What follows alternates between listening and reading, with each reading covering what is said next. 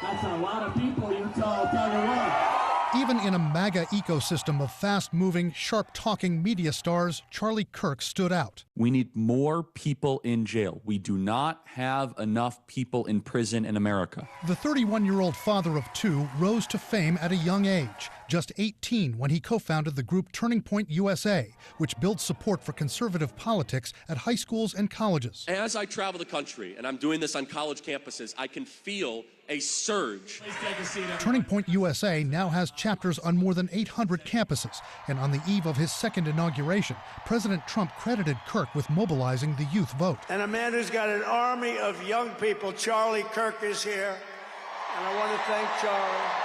Charlie is fantastic. I mean, this guy, don't believe this stuff when you hear the kids are liberal. They're not liberal. Maybe they used to be, but they're not anymore. A college dropout born in the suburbs of Chicago, Kirk became a millionaire from the books he wrote, speaking engagements, and his popular podcast, The Charlie Kirk Show. On all media platforms, he was a strong voice for conservative causes, including the Second Amendment. You don't need all these gun laws if you don't.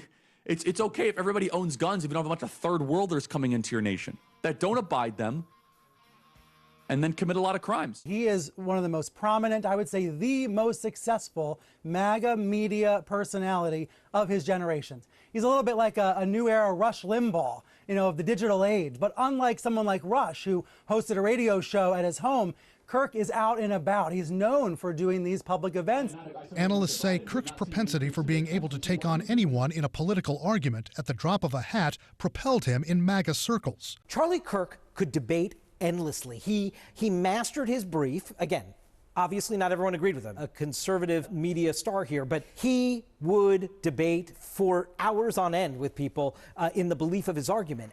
As a result, Kirk had the ear of almost everyone in the administration, from President Trump on down. When he broke with the administration twice this year over the bombing of Iran and the release of the Jeffrey Epstein files, the stir in MAGA world was palpable. He later backed down from his call for more transparency in the Epstein case. I'm going to trust my friends in the administration. I'm going to trust my friends in the government to do what needs to be done, solve it, balls in their hands.